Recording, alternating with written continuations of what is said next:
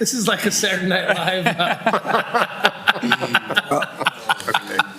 Welcome to the May 24th, 2001 meeting of the Sandusky City Commission, live and in person. Prior to tonight's meeting, we'll have an invocation offered by Commissioner Poole, followed by the Pledge of Allegiance.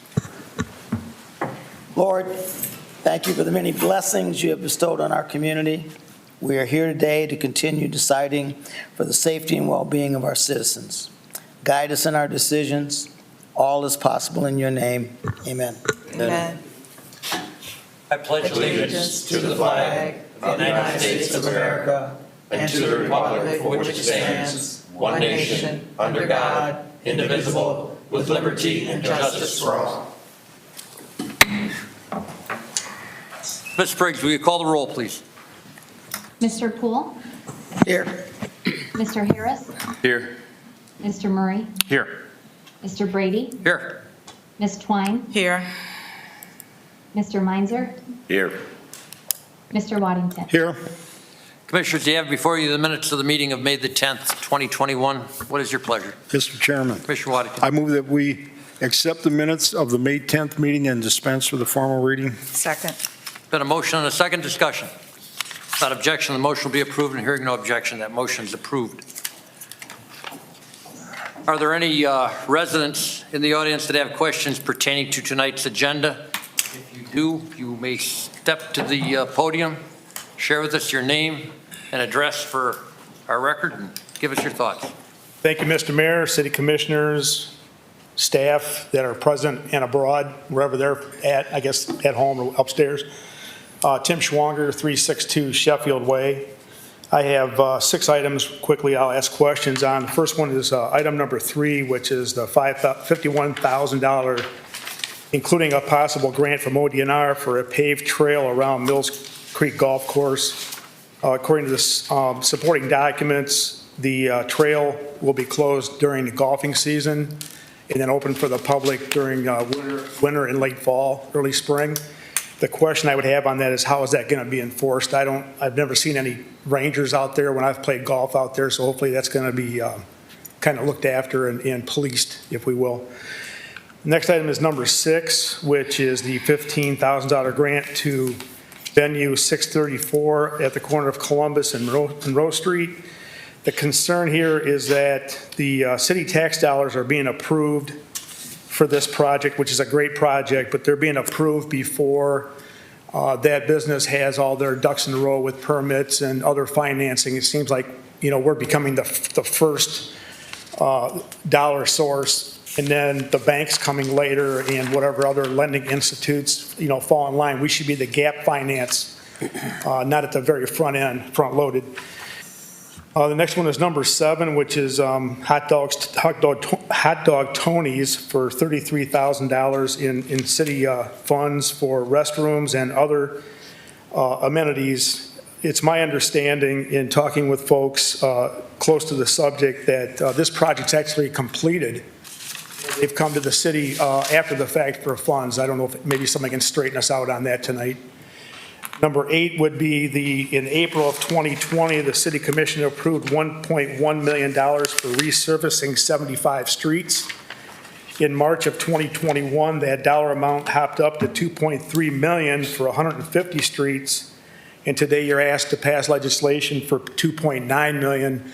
And the information that's in your packet under the supporting documents, it shows that it's only 150 streets yet.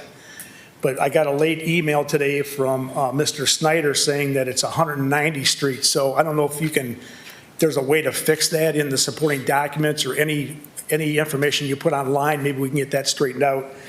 And the last one is number 9, which is $275,000 in CDBG money for streets. We were told several years ago by, I think at that time was Angie Byington that was in the planning department, that you can't use CDBG money for streets unless you're doing a complete total rehab all the way down to subsurface. So maybe somebody could address that issue tonight. Maybe that's what they're doing with those streets, but it didn't look like it. Thank you. Thank you, Mr. Schwanger. Next. Any other residents with questions regarding tonight's agenda? Those questions will be addressed as that legislation comes before us. And I do not believe there are any email questions. Ms. Spriggs, am I correct that we have no email questions regarding the agenda? We do. We do, President Okay. Brady. Would you If I read can those for us? This comes from Sharon Johnson of 1139 Fifth Street. She said, in regards to the agenda, I'm concerned over the ED grants being rubber stamped without asking for important document verification up front at the time of grant approval. Regarding item number 7, the $4,000 listed for a sign but no cost verification from the signed contractor exists. No letter of credit from the bank exists verifying the equity amount the business stated it had for the project. Sometimes a bank loan depends upon gap financing from a city grant. No document exists naming the general contractor and subcontractors working on the job or a contract listing the breakdown costs. The business did submit a list of figures, but with no verification of cost to support the figures. And in regards to item number 6, which is the venue 634, she said $3,000 was listed for a sign, but no cost verification from the signed contractor exists. There's no financing in place at this time. The ED committee recommended to the commission that the grant is contingent upon financing being in place later on. Since when does the city allow applicants to submit financing after approval of a grant? Venue 634's application should be denied until financing is in place. ED grant guidelines are in need of updating to show full transparency as to who is benefiting from the grants. Listed documents should show who is doing the work, showing the general contractor and subcontractors, if used, name the bank along with the letter of credit, and the name of the signed contractor with the design and costs. Vital information is being collected at the end of the project when the grant is due, leaving no transparency as to who is benefiting from the grants. Some applicants furnish some information while others do not furnish enough. So there is inconsistency in the documents submitted for grant applications, which could bring about unfairness. Thank you, Ms. Briggs. Those questions, some of them are duplications, and we'll deal with those as the legislation comes before us. Once again, we're holding this meeting both electronically and in person. I think you can all see that we've got all 7 commissioners here for the first time in more than a year. And we've asked staff to attend electronically to make as much room as we can for residents. We're limited to 20 people in this room, and that works out pretty well. We will continue to accept questions on both agenda items and really any item regarding city business from now on, or for as long as I can make that call. I think it's a good policy and adds a little more transparency. There are very few things that were good about COVID, but that's one that I can think of right now is adding the ability for people that cannot attend our meetings in person to continue to be able to ask questions both on the agenda and really on any item regarding city business. Tonight we have a proclamation on a Click It and Ticket campaign that will be delivered by Commissioner Twine. Good afternoon, everyone. Every year about this time, we do a proclamation to identify that this is a period of time that we expect everyone to honor wearing their seat belts, but I will emphasize that we should be doing that every single time we get in the car. It shouldn't just be at this time of year. So I will read this proclamation and again encourage everyone who gets in a vehicle to please put on your seat belt. Whereas the Memorial Day holiday weekend approaches and summer seems around the corner, an increased number of drivers will be traveling, and whereas the safety and security of the citizens of the city of Sandusky and the surrounding areas are vitally important, and whereas the 2019 seatbelt use rate was 90.7%, but we can do better. And whereas in 2019, there were 9,466 unbuckled passenger vehicle occupants killed in crashes, and whereas regular seatbelt use is the single most effective way to reduce injuries and fatalities in motor vehicle crashes and is the best defense against impaired, aggressive, and distracted drivers. And whereas the use of seat belts is supported by the laws of the City of Sandusky, and whereas the Border to Border Initiative will be a one-day National Seatbelt Awareness Kickoff event coordinating highly visible seatbelt enforcement, and now therefore we do hereby announce May 24th through June 7, 2021 as Click It or Ticket in the City of Sandusky, and urge all citizens to always wear seat belts when driving or riding on our roadways, dated this 24th day of May 2021. Thank you. Thank you. For those of you that haven't been with us that long, I want to share with you that is the 8th straight year that Commissioner Twine has delivered that proclamation. And she has shared with me that next year she's going to have memorized it and delivered it without reading. You'll be with us next year, won't you? Well, to be determined. Commissioners, you have before you several communications from staff regarding various legislation before us. Can I have a motion to accept those communications? So moved. Second. Been a motion and a second discussion. Without objection, that motion will be approved, and hearing no objection, that motion is approved.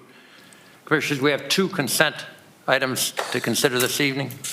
Do any of you wish to move either of those items to the regular agenda? Ms. Spriggs, will you present the consent agenda? Absolutely. Coming up on your screen is tonight's consent agenda. It is 2 items.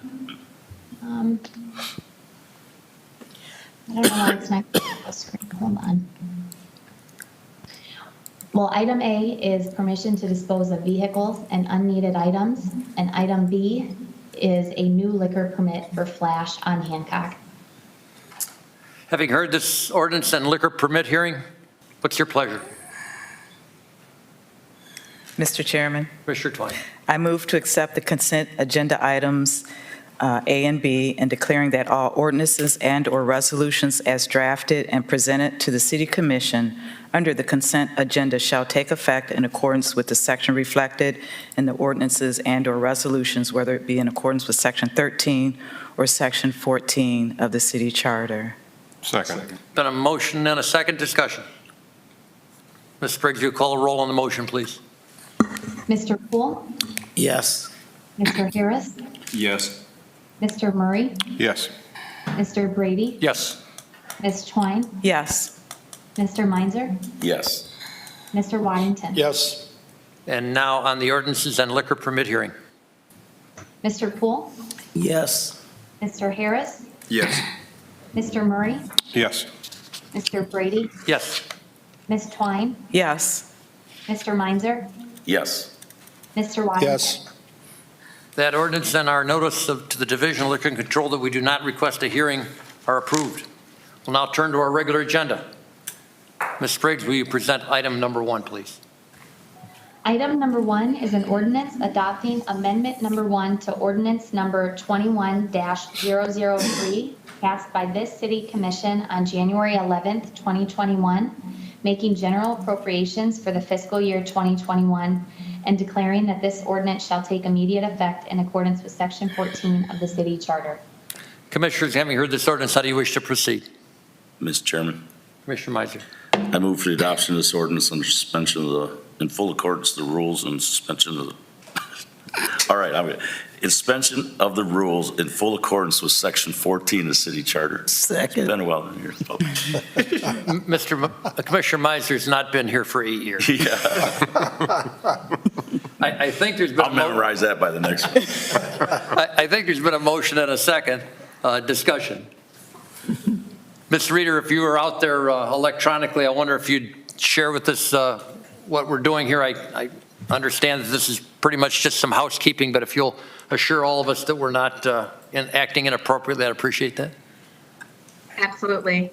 Thank you, Commission President. So this first budget amendment just includes items that were not originally included in the O&M budget that we passed in January this year. Any expenditure over $10,000 has come in front of Commission to get approval. items such as water meters, trucks, and projects such like the dewatering room are on this supplemental. We also have donations that we received that we needed to appropriate the funds so that we could expend the funds this year. The one new thing on here is the coronavirus relief funds. We do have $2 million on there as anticipation for the street resurfacing, if that is passed later on in the agenda tonight, and also additional wages if those are approved. Thank you, Ms. Ritter. Commissioners, questions, comments? Ms. Briggs, will you call a roll on the motion, please? Mr. Poole? Yes. Mr. Harris? Yes. Mr. Murray? Yes. Mr. Brady? Yes. Ms. Twine? Yes. Mr. Meinzer? Yes. Mr. Waddington? Yes. And now on the ordinance. Mr. Poole? Yes. Mr. Harris? Yes. Mr. Murray? Yes.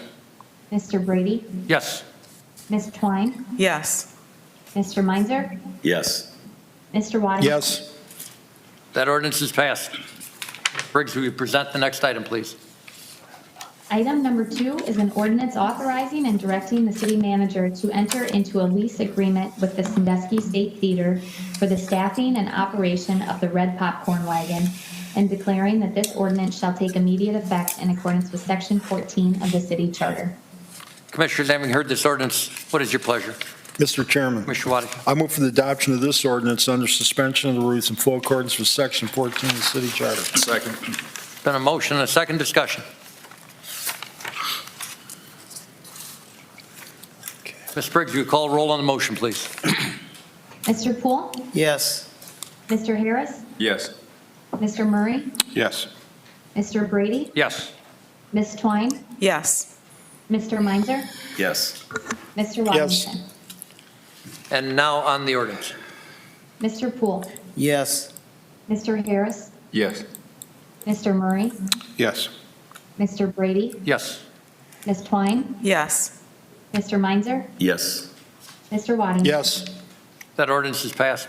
Ms. Briggs, will you present item number 3, please? Item number 3 is a resolution approving the submission of a grant application to the Ohio Department of Natural Resources Office of Real Estate for financial assistance through the Natureworks grant program for the Mills Creek Golf Course Trail Project for the Recreation Department, and declaring that this resolution shall take immediate effect in accordance with Section 14 of the city charter. Commissioners, having heard this resolution, how do you wish to proceed? Mr. Chairman, Commissioner Twine. I move for the adoption of this resolution under the suspension of the rules in full accordance with Section 14 of the city charter. Second. Been a motion and a second discussion. Mr. Chairman, Commissioner Waddington. I know it was mentioned earlier tonight that it wouldn't be used during the golfing season, but we have classes out there now at the Mills Creek area. In the wintertime, I go by there quite a bit. We always have a snow day or a weekend day that we have snow. We have a lot of kids, and the access getting out to the snow hill and some other areas down by Mills Creek is kind of tough. So I support this. I hope we can get this grant. And it's more of it's become a park now too. A lot of people walk it.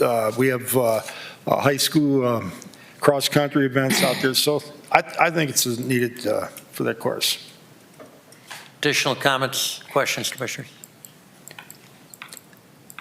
Jason Whirling brought this legislation before us. If Jason is with us, I wonder if he can speak to a question that we had during the audience participation regarding I think it was regarding the policing of the property during off hours, or am I close to the question that Mr. Schwanger asked? Outside the golfing season. Yeah, outside of golfing season. Mr. Whirling, are you with us?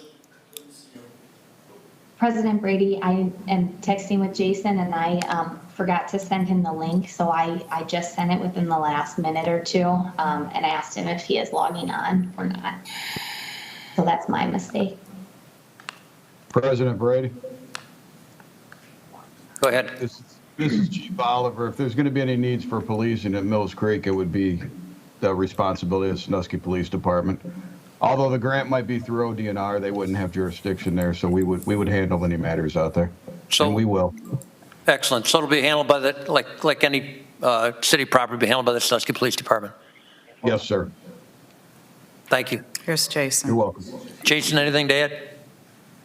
No, thank you, Chief Oliver. We're looking forward to being able to get access to some parts of the course where we couldn't get kids out there, and yeah, as Commissioner Waddington, through permission, we just had our Mills Creek Golf Course camp. It was stream stomp and archery out there, so we're really looking forward to using the course for some more programming in the future. I want to commend you and staff for your efforts at extending the season. It certainly is a golf course, but anything we can do to get more play out of all of our facilities, whether the parks or golf courses, I think benefits every resident out here, whether it's walking or biking or any other kind of activity that's deemed appropriate for theirs. I welcome your ability to be proactive in that approach. Thanks. Mr. Chairman? Commissioner Twain. I also want to comment, yes, I do appreciate the recreational aspect of different programming for our young people here in the community. Also, want to thank Chief Oliver for offering police presence if it's needed. I don't want this to be something where it is, strictly policed. I think it is more of a recreational type addition to Mills Creek, and we don't necessarily want, a police presence out there. Now, if things get out of hand or something like that, we need an officer out there, of course.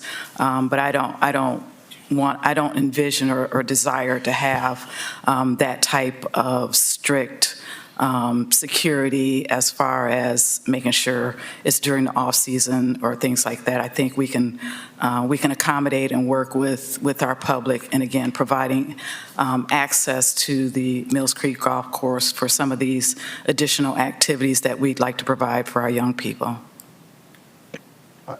I agree completely, Commissioner. The Sandusky Police Department's approach, I don't believe we're going to have any issues there, but obviously if something comes up that we need to become involved in, we will. We look forward to it being a great program and just more access to Mills Creek. Yeah. Thank you. Additional questions or comments, Commissioners? Mr. Chairman, Commissioner Poole? it's a question. On this picture, these yellow lines drawn here, I assume this is what, blacktop pathway? Is it, I don't golf, so is that covering existing pathway that's going to be upgraded, made wider or something? Or is it represent brand new? Mr. Worley? Through your Commission President, some of it is over existing, and then others are new connectors between where there is an existing and the new. Okay, how wide is this going to be? Typically, the pathways are anywhere between 6 to 8 feet. Okay, thank you. Additional questions, Commissioners? Ms. Spriggs, will you call a roll on the motion, please? Mr. Poole? Yes. Mr. Harris? Yes. Mr. Murray? Yes. Mr. Brady? Yes. Ms. Twine? Yes. Mr. Meinzer? Yes. Mr. Waddington? Yes. And now on the resolution. Mr. Poole? Yes. Mr. Harris? Yes. Mr. Murray? Yes. Mr. Brady? Yes. Ms. Twine? Yes. Mr. Meinzer? Yes. Mr. Waddington? Yes. That resolution is passed. Ms. Spriggs, will you present item number 4, please? Item number 4 is an ordinance declaring that a portion of certain real property owned by the city located at 430 East Market Street, Lot Split B, Sandusky, and identified as parcel number 56-000985.000 is no longer needed for any municipal purpose, and authorizing and directing the city manager to enter into an agreement to sell that designated real property to Thomas and Paula Collier, and declaring that this ordinance shall take immediate effect in accordance with Section 14 of the city charter. Commissioners, having heard this ordinance, what is your pleasure? Mr. Chairman. Commissioner Harris? Move for the adoption of this ordinance under suspension of the rules in full accordance with Section 14 of the city charter. Second. Been a motion and a second discussion. Mr. Chairman, Commissioner Murray? I had a conversation with Mr. Holliday about this, and I don't know if the Hollidays are here. If they are, or the Colliers, excuse me, are here. Excuse me. Good evening, folks. Thanks for being here. And Mr. Holliday suggested at my request that the Colliers were amenable to tightening the period of time during which the construction needs to be completed to 2 years from right now it's stated as 4 years. And so very appreciative of that. My concern with contracts like this is I don't really want speculators or people looking to flip property to be purchasing them and sitting them. We want people to build homes. And so I'm very appreciative of the Colliers' anxiousness to get going on construction. And so I'm going to make in a moment, I'm going to make an amendment to amend that contract. But I've also asked Mr. Holliday going forward to include in similar contracts a provision that prevents the assignability of these contracts up until the time that construction starts. After that, people have a home that they're investing in, they should have the right to sell it. So we're not asking that of the Colliers. So I am going to make a motion, Mr. Chairman, to amend the contract to require that construction be completed within 2 years. Can I have a second to that? Second. We have a motion and a second. Discussion. I think that's an excellent amendment, Mr. Murray. And looking at the Colliers, they do not look like people that are in the business to flip homes. I understand that you're going to build a beautiful home there, and I've looked at the prints. And thank you for taking a chance on us and on this city and on building what will be a beautiful home in a terrific location. Additional comments, commissioners, on the amendment? Mr. Briggs, will you call roll on the motion of the amendment? Mr. Poole? Yes. Mr. Harris? Yes. Mr. Murray? Yes. Mr. Brady? Yes. Ms. Twine? Yes. Mr. Meinzer? Yes. Mr. Waddington? Yes. That amendment is passed. We will return now to the piece of legislation. Additional comments or discussion on the legislation, commissioners? Ms. Briggs, will you call a roll on the motion, please? Mr. Poole? Yes. Mr. Harris? Yes. Mr. Murray? Yes. Mr. Brady? Yes. Ms. Twine? Yes. Mr. Meinzer? Yes. Mr. Waddington? Yes. And now on the ordinance. Mr. Poole? Yes. Mr. Harris? Yes. Mr. Murray? Yes. Mr. Brady? Yes. Ms. Twine? Yes. Mr. Meinzer? Yes. Yes. Mr. Waddington? That ordinance is passed. Congratulations on your purchase. Congratulations. And I say this to anyone who's attending for a specific piece of legislation. Don't feel that you have to sit through the next hour or so of the rest of this agenda. You can slide right out that door and no one will be offended. Thank you for that. Ms. Briggs, will you present item number 5, please? Yes, President Brady. Item number 5 is an ordinance authorizing and directing the city manager to enter into an enterprise zone agreement with Everwild Spirits LLC relating to the property located at 212 Hancock Street and declaring that this ordinance shall take immediate effect in accordance with Section 14 of the city charter. Commissioners, having heard this ordinance, how do you wish to proceed? Mr. Chairman, Commissioner Meiser? I move for the adoption of this ordinance under suspension of the rules in full accordance with Section 14 of the City Charter. Second. Been a motion and a second. Discussion. Believe we had a few questions regarding this. Mr. Holliday, I wonder if you can attempt to address those questions from our audience. Thank you, Mr. Chairman. I don't recall the specific questions on this, but I know I'm real excited about this project. Mr. and Mrs. Lynch may be in the audience there. They're proposing a complete renovation and addition to the property at 212 Hancock, if I'm on the right item, at a total project cost of between $1.4 and $2 million. And what this is going to do is it's going to bring a bourbon distillery into Sandusky and really create a year-round attraction here in our city. It's a very exciting project. I do anticipate that they're going to request assistance as well through our Economic Development Fund, but we wanted to get the abatement process started. There is some lead time that it takes with this paperwork down at the state, and they're getting ready to kick off their project here very soon. So I'm excited to be bringing this forward. They're going to be working closely with the building department on this project, and I think it's going to be a great addition to the city of Sandusky. And if there was a specific question that I didn't recall, I apologize, and be happy to answer any other questions that the commission has. Mr. Holliday, I'm not I think this question pertained to maybe this piece of legislation or any legislation that consisted of ED money tonight. And I think the question somewhat revolved around the vetting process that economic development goes through as this is worked through the process. I think the concern was, are we getting ahead of ourselves? Are you requiring enough facts? You and I both know that our money doesn't go in until the job is done. Ours is the last dollar in, not the first dollar. But I wonder if you can just speak to the vetting process that you go through and assure us and assure the residents that we have a system that's in place and it seems to be working. Correct, Commissioner Brady. These projects are heavily vetted. Our funding is always the last money to go out the door. In fact, with the economic development funds, our funding is not released until the project is completed and on a reimbursement basis. This particular item with regard to Everwild is an enterprise zone tax abatement. So the vetting for this included a review of the application. We held a meeting at the property with the building officials and also members of the police department and zoning. Enterprise zone state law requires that the schools receive a notice of our consideration of the abatement at least 14 days prior to the meeting. So that has been done.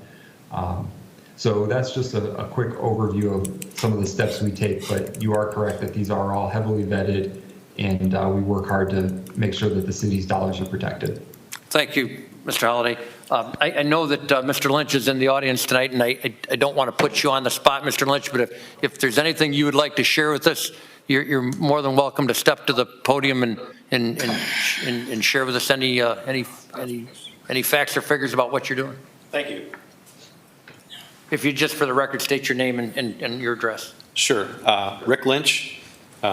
Residential address is 3008 Deerfoot Trail in Huron Township. We are a landowner of 212 Hancock and an adjoining property next to that doesn't have an address just yet.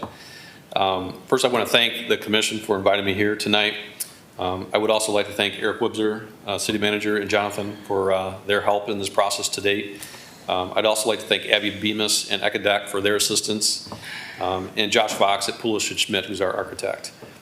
I do also want to acknowledge my wife, Gia Gennari Lynch, who's a co-founder, and my brother-in-law, Jude Gennari, another partner in the business venture that aren't here tonight, but are material to the venture.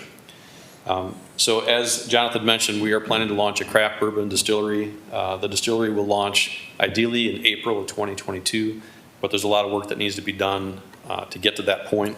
We've already done a lot. We spent more than 2 years on the project already. We've invested more than $1.1 million to date, and we expect to invest north of $2 million by the time we're done with the project. We're not taking any outside investment. We're solely funding this ourselves. With the property that we're investing in at 212 Hancock and the adjoining lot that we purchased, we'll merge those lots together. That building is, as far as I can tell, was built in 1929. It is in serious disrepair. It's going to need a new roof and substantial improvements. We'll probably spend somewhere between $600,000 and $700,000 to improve the building and repair it. It is, as Jonathan mentioned, a business that should be a year-round tourist business. I think it represents significant annual year-round economic value to the city of Sandusky. If you're not familiar with bourbon tourism, it's kind of a thing growing in this country quite rapidly. For context, in 2012, there were only 200 distilleries nationwide.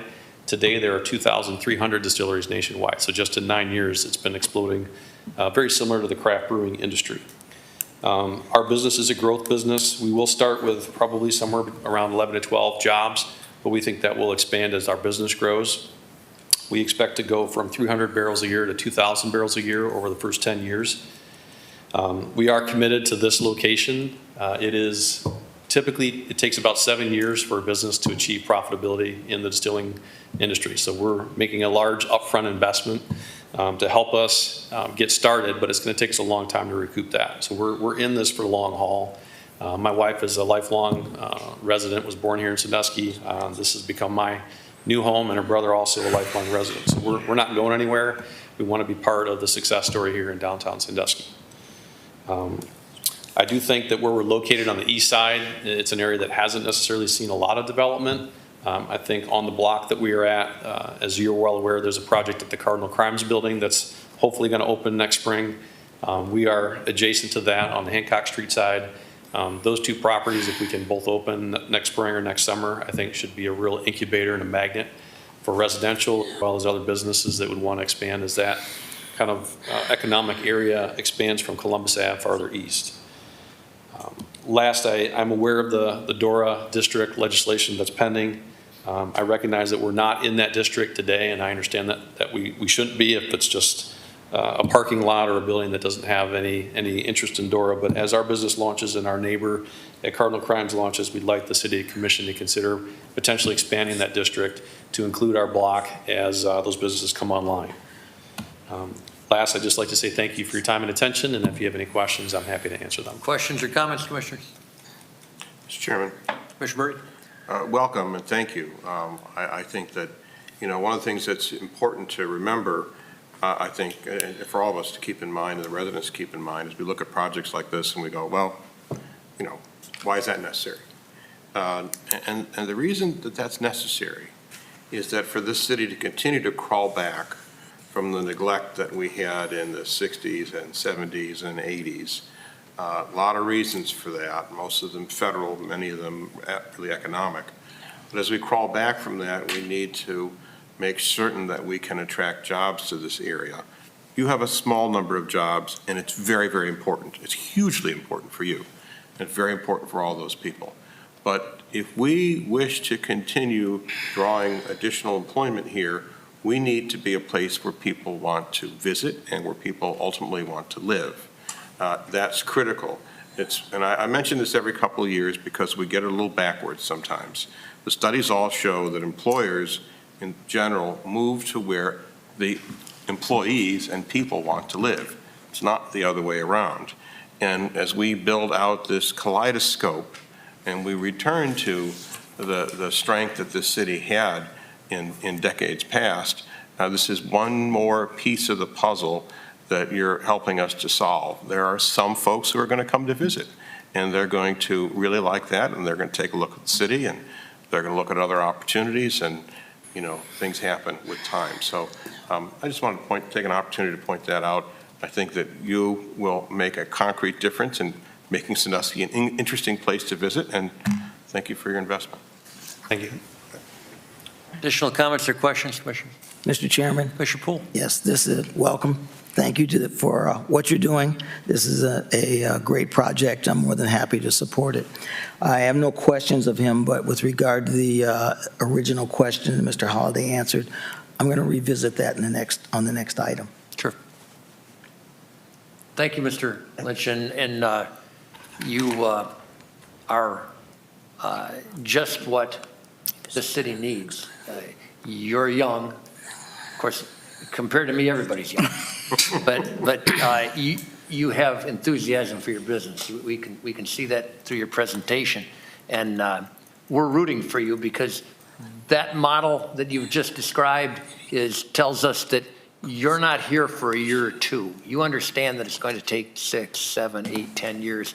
And the investment that you're going to put into this property tells me that you're going to be here for a decade, that you're not going to go to a larger warehouse somewhere out in the county. You're going to make your stand right here, and that's what we're looking for is stability. And I think you bring that, and you can be one of the first in that end of town to bring that. And your success, we hope, can mirror our success, and I hope that our continued success can help you also. Thank you, and I very much am excited about working with the city in partnership, and so far it's already happening and it's been great. So I appreciate everybody's support. Excellent. Thank you. Ms. Spriggs, would you call roll on the motion, please? Yes, President Brady. Mr. Poole? Yes. Mr. Harris? Yes. Mr. Murray? Yes. Mr. Brady? Yes.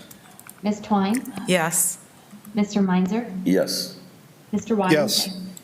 And now on the ordinance. Mr. Poole? Yes. Mr. Harris? Yes. Mr. Murray? Yes. Mr. Brady? Yes. Ms. Twine? Yes. Mr. Meinzer? Yes. Yes. Mr. Waddington? That ordinance is passed. Ms. Spriggs, will you present the next item on the agenda? Item number 6 is an ordinance authorizing and approving a grant in the amount of $15,000 through the Economic Development Fund program to Venue 634 LLC in relation to the property located at 634 Columbus Avenue, and declaring that this ordinance shall take immediate effect in accordance with Section 14 of the city charter. Commissioners, having heard this ordinance, how do you wish to proceed? Mr. Chairman, Commissioner Waddington. I move for the adoption of this ordinance under suspension of the rules in full accordance with Section 14 of the city charter. Second. There's been a motion and a second discussion.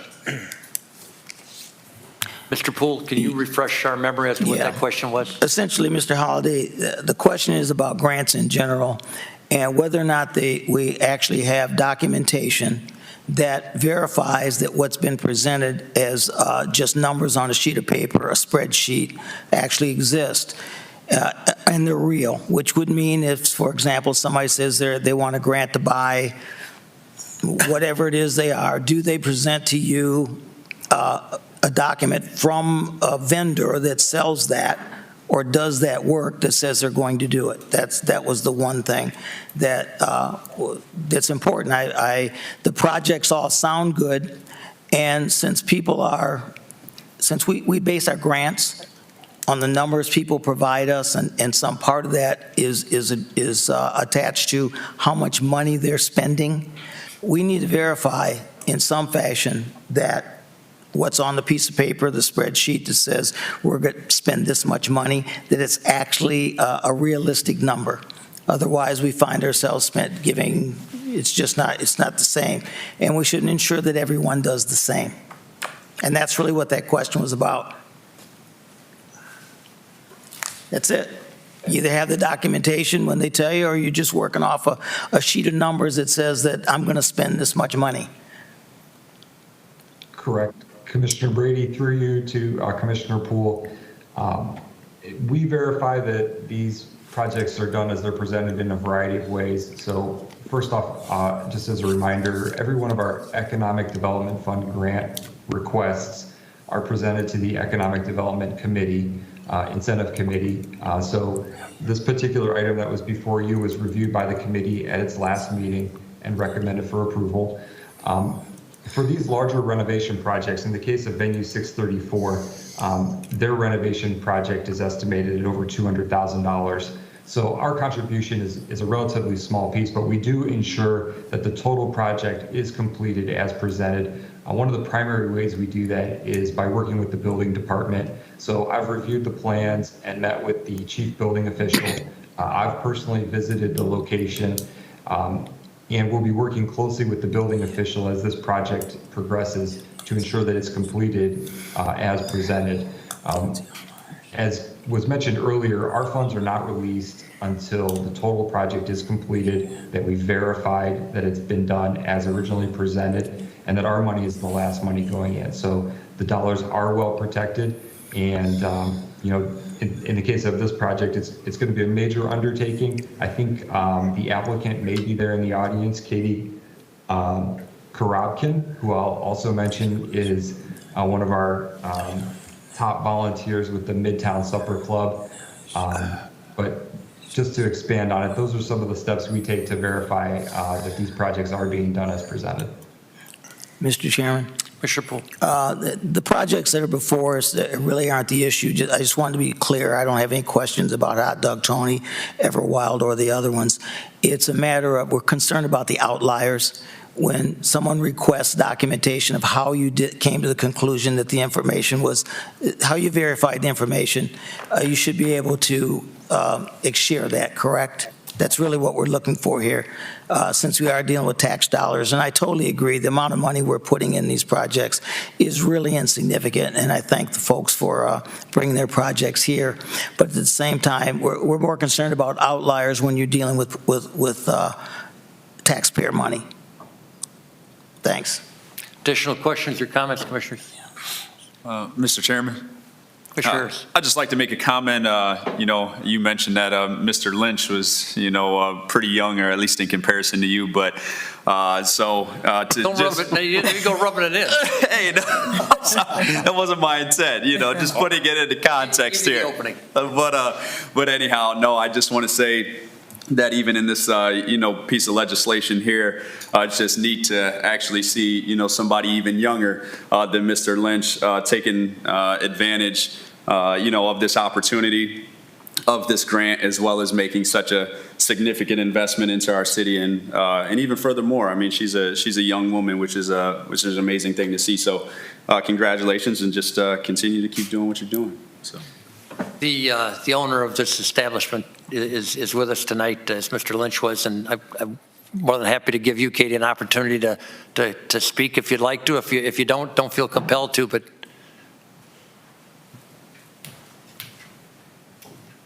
Thank you for your time and consideration. I don't have quite as much to add, but I would like to say, in terms of the financial aspect, which I know was in question at the beginning, I have provided financial statements to Jonathan that you are welcome to review for the total amount of the funds plus extra. So finances are not an issue for this project. I'm very excited to be revitalizing this particular project because I know that the community has so many memories with this building. When it was Wagner's Flower Shop in 1918, Russell's Flower Shop, Trace Earl Chocolate Shop. There's quite a bit of history with this building, and that is the part that I love the most about it. I'm trying to keep as much original as I can, pay homage to the businesses that came before me with beautiful flower displays and original pieces of the 1918 structure. And there isn't much that I've changed on the inside. I'm just trying to improve, and as a venue, it will allow people to come in and see the space and utilize the space, so it will not be private space. It will be for rent for anyone, and hopefully the community can get good use out of it, and it can be brought back to life in the way that I'm envisioning.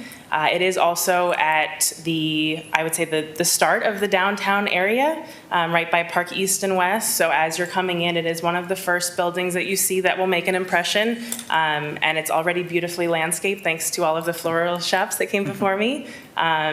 So I'm very excited to add to that and to just make it a beautiful entrance to our downtown. Thanks. That was an excellent presentation. Any questions before I step away? Good. Okay. Questions for Katie?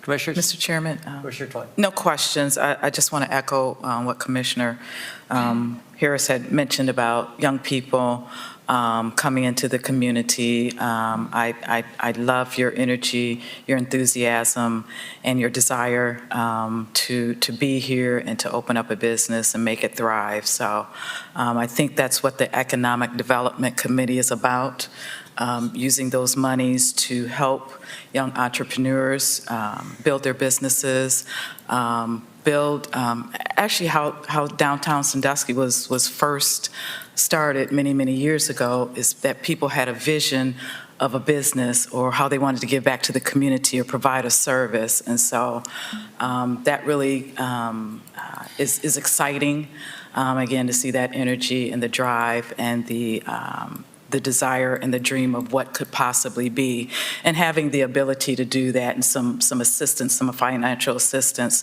to realize that dream. So I want to commend the staff, Eric, as well as members of the Economic Development Committee. Those members are spread about through different resources in the community, whether it be banking, whether it be providing space, real estate, land to people that are looking for places to put their businesses. So I think the city of Sandusky, although I am a commissioner here, I think what we've been doing, and again, under Eric's leadership and his outreach, as well as the department heads that are, again, participating in building Sandusky into being something that is really, really spectacular. COVID kind of set us back a little bit, but again, I enjoy seeing the desire that people still have to invest here and to take a chance on us. So thank you. Thank you so much. Additional comments, Commissioner? Ms. Briggs, will you call roll on the motion, please? Mr. Poole? Yes. Mr. Harris? Yes. Mr. Murray? Yes. Mr. Brady? Yes. Ms. Twine? Yes. Mr. Meinzer? Yes. Mr. Waddington? Yes. And now on the ordinance. Mr. Poole? Yes. Mr. Harris? Yes. Mr. Murray? Yes. Mr. Brady? Yes. Ms. Twine? Yes. Mr. Meinzer? Yes. Mr. Waddington? Yes. That ordinance is passed. Congratulations. Ms. Briggs, will you present item number 7, please? Yes, President Brady. Item number 7 is an ordinance authorizing and approving a grant in the amount of $33,450 through the Economic Development Grant Fund Program to HDT Operating Company, LLC, doing business as Hot Dog Tony's, in relation to the property located at 115 West Water Street, and declaring that this ordinance shall take immediate effect in accordance with Section 14 of the city charter. Commissioners, having heard this ordinance, how do you wish to proceed? Mr. Chairman, Commissioner Twine. I move for the adoption of this ordinance under the suspension of the rules in full accordance with Section 14 of the city charter. Second. Motion and a second discussion. Mr. Holliday, I recall that question we had earlier was regarding the progress made on the work on this property, getting ahead of the economic development grant. Can you speak to that? Yes, Commissioner Brady. This project actually was submitted to the city last year before the project began. Unfortunately, the city was not able to proceed with a grant at that time due to the COVID pandemic and some reallocation of funds. However, early this year, the company reapproached us. They did have to start their project, but they indicated that the economic development funding from the city was still critical for them to be able to complete their project. I was out there last week. The project is not done. So I do think this is still an important piece of the project, even though I do understand they had to get started and could not wait with our delay in the program. But really, this is a fantastic project that really, I think, shows the impact of Shoreline Drive and the Jackson Street Pier and seeks to capitalize on those investments by bringing the new Tony's Dugout Bar and Patio to Shoreline Drive. It's a major undertaking by the whole team there at Tony's. And again, we've worked closely with the building department to ensure that they're on the right track and that what they're presenting to us is consistent with what they're actually doing in the field. And we'll make sure that that's the case when this project's completed before we disperse the funds. There may be a representative of the company there in the audience, but I'll be happy to answer any other questions that the City Commission may have. Commissioners, comments or questions? Just a comment, Mr. Chairman. Mr. Poole? I think it's appropriate that since this project was submitted to us before it was started, and just as going forward, it seems reasonable if the delay was on our end approving it, that there's no reason that if the project is worthy, that we would not do that for this project and any other project that was presented to us for consideration. So I think this turned out the way it should, and I'll be voting for it, and we should do that for anyone that goes to the bother of applying. If they're in on time and we're not able to hear it right away, then they've still met the intent. We simply don't want you going out building your project and then coming asking us to pay for it. Thank you. Additional comments, Commissioners? Mr. Chairman, Commissioner I just simply a comment. I just think it's neat to see, a business, taking full advantage of the opportunity that was given, by the city, taking on that large scale project there along Shoreline and expanding the width of those sidewalks and ultimately, just providing the opportunity for these, businesses to have outdoor dining and things. So I think it's neat, and I look forward to the completion of the project. Additional comments, Commissioner? Ms. Briggs, will you call the roll on the motion, please? Mr. Poole, Yes. Mr. Harris, Yes. Mr. Murray, Abstain? Mr. Brady, Yes. Ms. Twine, Yes. Mr. Meinzer, Yes. Mr. Waddington. Yes. And now on the ordinance. Mr. Poole, Yes. Mr. Harris, Yes. Mr. Murray, Abstain? Mr. Brady, Yes. Ms. Twine, Yes. Mr. Meinzer, Yes. Mr. Waddington. Yes. That ordinance is passed. Ms. Briggs, will you present the next item on the agenda? Yes, President Brady. Item number 8 is an ordinance authorizing and directing the city manager to enter into a contract with Gherkin Paving of Napoleon, Ohio for the 2021 local street resurfacing project and declaring that this ordinance shall take immediate effect in accordance with Section 14 of the city charter. Commissioners, having heard this ordinance, how do you wish to proceed? Mr. Chairman, Commissioner Murray. move for the adoption of this ordinance under Section 14 of the city charter. Second. Been a motion and a second discussion. Mr. Klein, I wonder if you'd speak to the almost $2.9 million that we're going to be spending on paving. Yes, sir, Mr. President. If you recall back a couple months ago, we agreed to put about $2 million of the stimulus money towards the project and towards resurfacing, the first $2 million. So we bid the project early, and we actually received bids over a month ago. We are ready to award it as some of that money has come in. So we are looking to move forward with that full resurfacing project. As was asked at the beginning of the public comment period, the 150 segments that's included on the attached list of street segments, that is the full list. What I can say is that we did reference 150 of the worst asphalt streets, but there are 7 concrete streets on there as well. We will be overlaying those 7 concrete streets with asphalt. We'll be doing full depth repairs, adjusting basins. And, I think what is very important for me to put out there is that I'm looking at the map on my side screen, and I'm hoping to put this map up on social media or to put it out on the city's website. But there's going to be a lot of construction going on this summer throughout the city, and this map does not just include one neighborhood or 2 neighborhoods. This is citywide. And we're going to have a lot of construction crews. There's going to be a lot of signs up that request people to not park on the roads during certain times. And I just ask for the public to have some patience with us as we move forward with this massive reconstruction project, because I think everybody knows this is one of the most important construction type of projects that we have moving forward are these asphalt resurfacing. So I understand that there are going to be some inconveniences, but we're going to try to minimize those as much as possible and hope that people will pay attention to those no parking signs.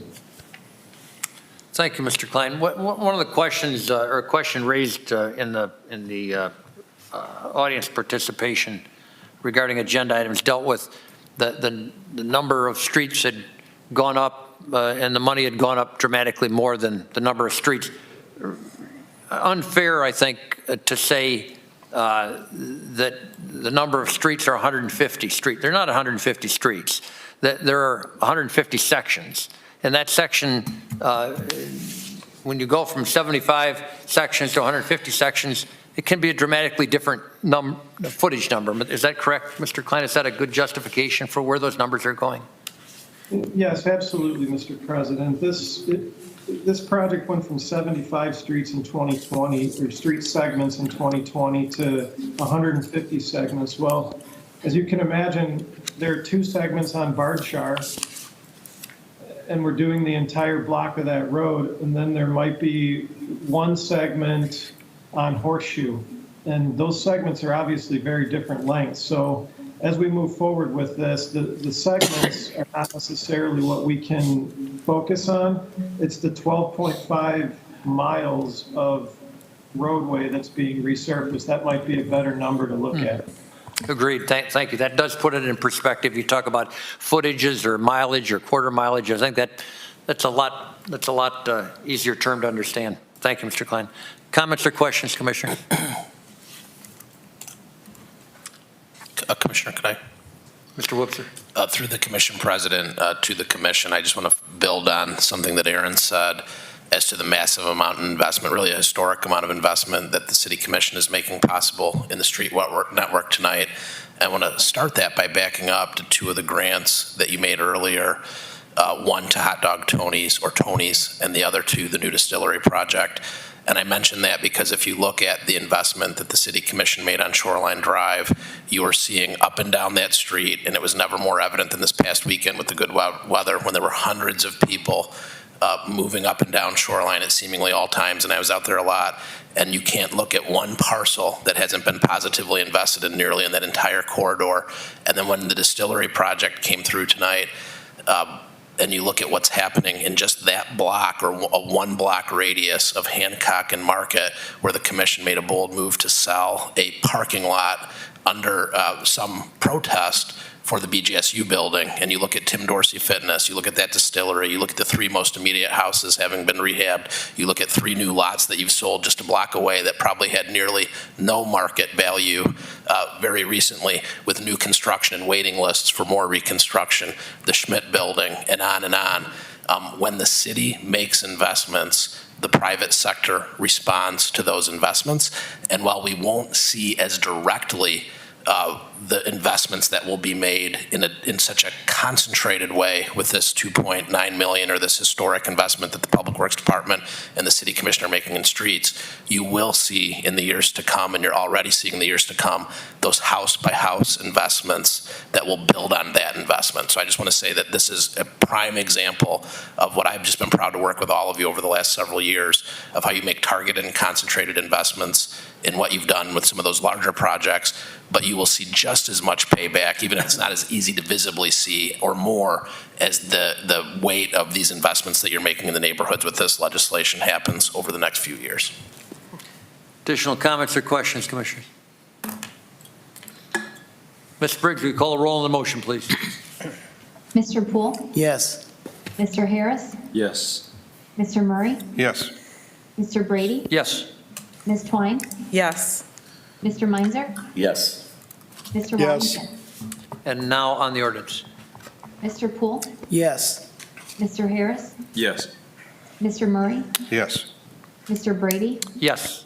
Ms. Twine? Yes. Mr. Meinzer? Yes. Mr. Wallington? Yes. That ordinance is passed.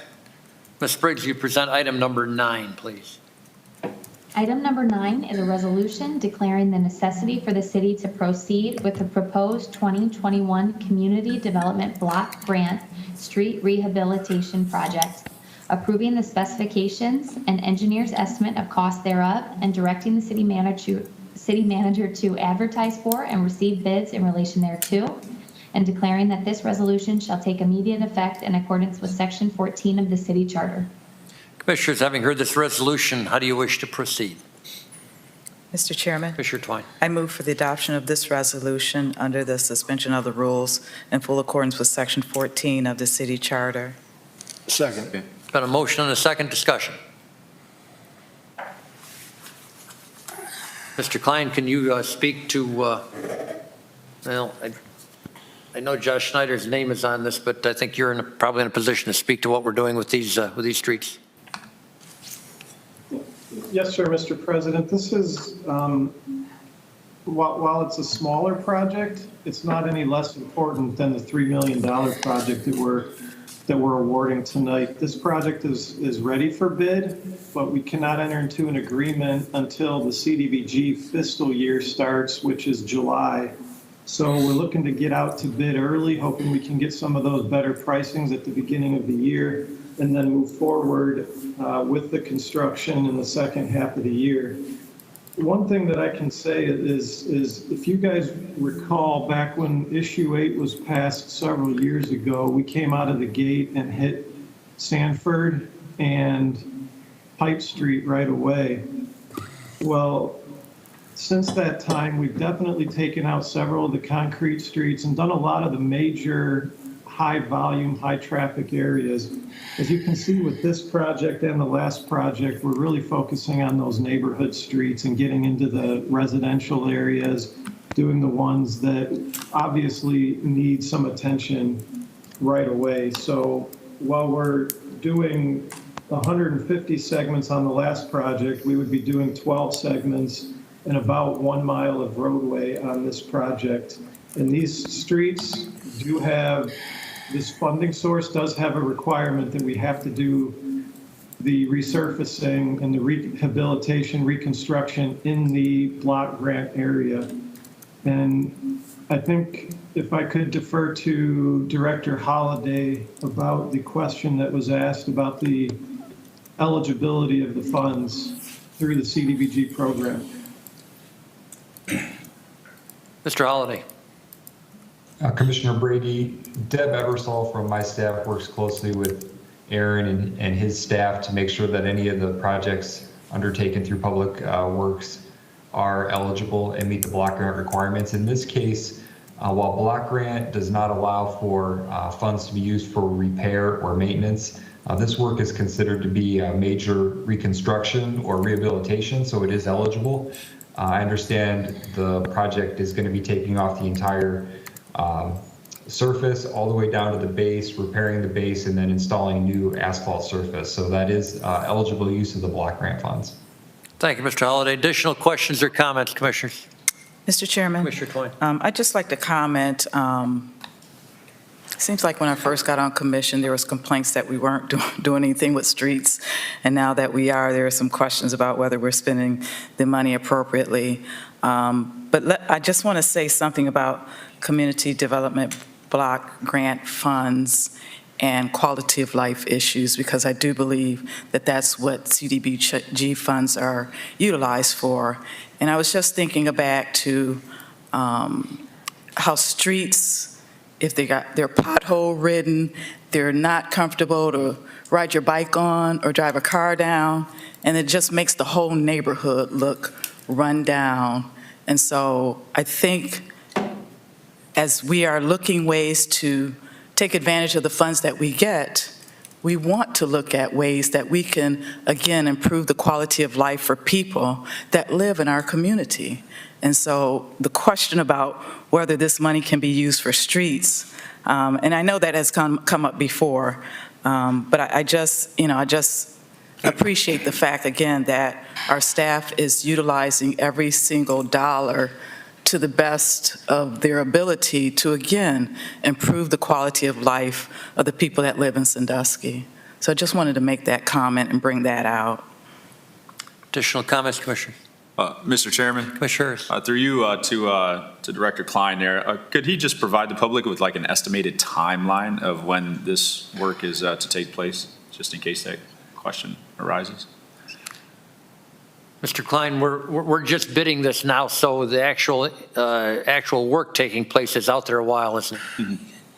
Yes, sir, through you, Mr. President. This project will be bid in June. It'll be awarded in July. Unfortunately, with the project that is smaller in scope like this one is, the contractor will not make it as high of a priority as a $3 million project. So the fact that we have a completion date towards the end of the summer, it will be done this year, but we will try to condense their schedule and get it done as quickly as possible.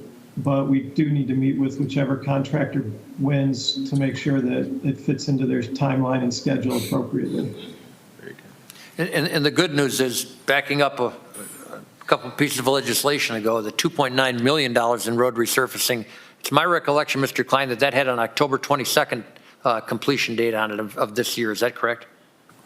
Yes, sir, Mr. President. This project, the previous project will begin pretty soon. We've already set up a pre-construction meeting, so we expect Gherkin to hit the ground paving. Back to the legislation we're speaking of. Additional comments or questions on this legislation? Ms. Briggs, will you call roll on the motion, please? Yes, President Brady. Mr. Poole?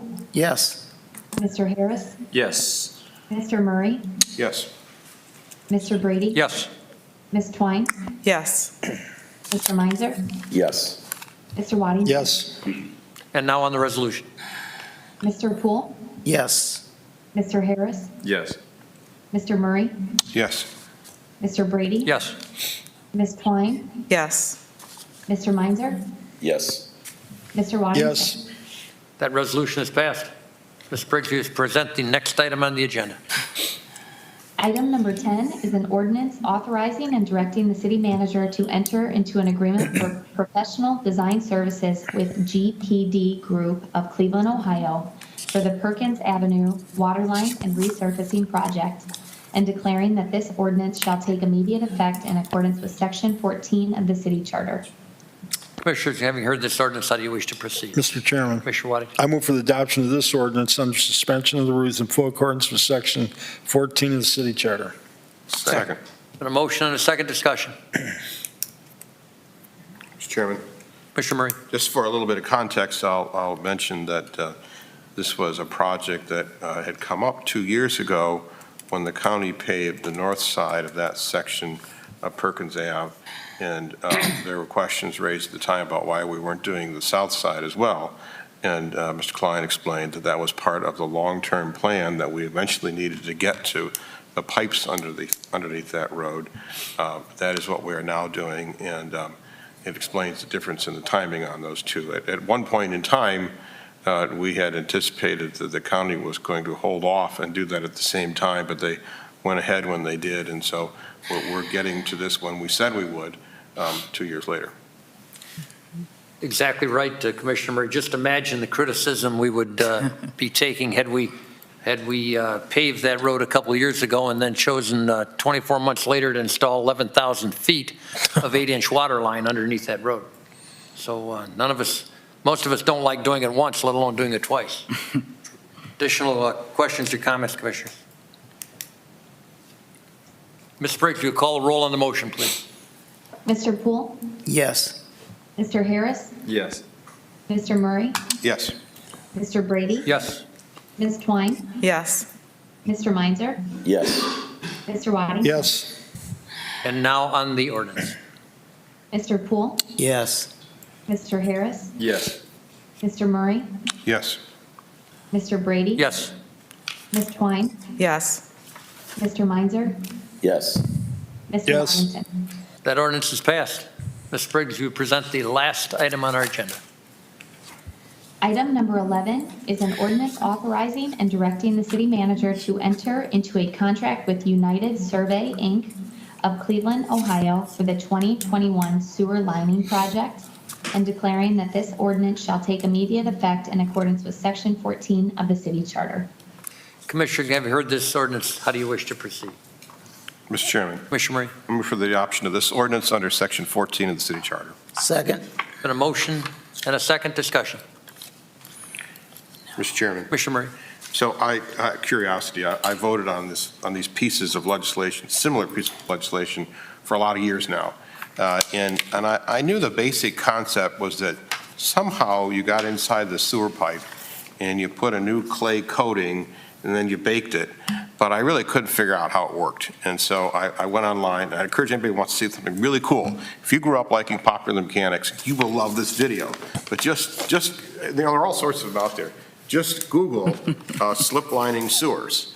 And the equipment and the idea is just amazing. They have this thing that looks like a hot dog skin, and they pull it all the way through, and then they fill it with air, and then they get it hot, and it cooks right into the right into the pipe itself. I thought it was cool, but, so, anyway, if you're interested, there are things out there, and I did ask Mr. Klein, when we next have something like this to, just show us a little AV, how does this work? Well, audiovisual, how does this work? And I just thought it was really neat. I don't know why it took me, 10 years of voting on this legislation before I finally thought to look for a video that shows how it works, because it had been explained, but to see it in practice was actually pretty cool. Sounds, Commissioner Harris. sounds like Commissioner Murray might be jumping ship on his career change here. Are you going a different path? No, I think I'll stick with what I got. Okay, I know all how right, to do just that. making sure. I can share with you that Commissioner Murray viewed that video at 3:23 on Sunday afternoon, so he was having a rather boring afternoon, I can tell you that. Is that how it Additional works? Is that how it works, Aaron? Aaron's staying out of this fight. Smart man, Aaron. Oh, too, they got him. That description, they got us. Ms. Briggs, will you call the roll on that motion, please? Yes, President Brady. Mr. Poole? Yes. Mr. Harris? Yes. Mr. Murray? Yes. Mr. Brady? Yes. Ms. Twine? Yes. Mr. Meinzer? Yes. Mr. Waddington? Yes. And now on the ordinance. Mr. Poole? Yes. Mr. Harris? Yes. Mr. Murray? Yes. Mr. Brady? Yes. Ms. Twine? Yes. Mr. Meinzer? Yes. Mr. Waddington? Yes. That ordinance is passed. That concludes our regular agenda. We'll turn to our city manager for his report. Thank you, Commission President Brady, fellow commissioners, audience, and staff. And before I begin, I just want to say, one, how nice it is to be back downstairs in front of the commission tonight. I know we're all very anxious to have more in-person meetings and to see things continue to open up. And it was a really wonderful agenda tonight. There were a lot of positive investments throughout the city, both public and private, and hopefully we'll be able to keep that momentum going. Before I do start, though, I just want to ask those of you who pray to say a quick prayer for Talon Floor and his family tonight. For those of you who don't pray, please just send positive thoughts. We were so excited to welcome Talon back to the city last week, and he's in a really difficult fight right now, and we're all thinking about him and hoping for the best for him and his family. With that, I'll move on to the donations. First, an in-kind donation of flags for Veterans Park was received from the Erie County Veterans Commission, a $350 in-kind value. I'd ask for a motion to accept that donation. So moved. Second. Been a motion and a second. Without objection, the motion will be approved. Hearing no objection, the motion is approved with our thanks. Second, a donation of $55 to the K-9 account received from Ms. Ludwig. I'd ask for a motion to accept that donation. So moved. Second. Been a motion and a second. Discussion.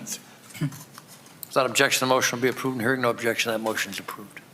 Next, a donation of $25 to the K-9 account received from Mr. and Mrs. Tom. A motion, please, to accept that donation.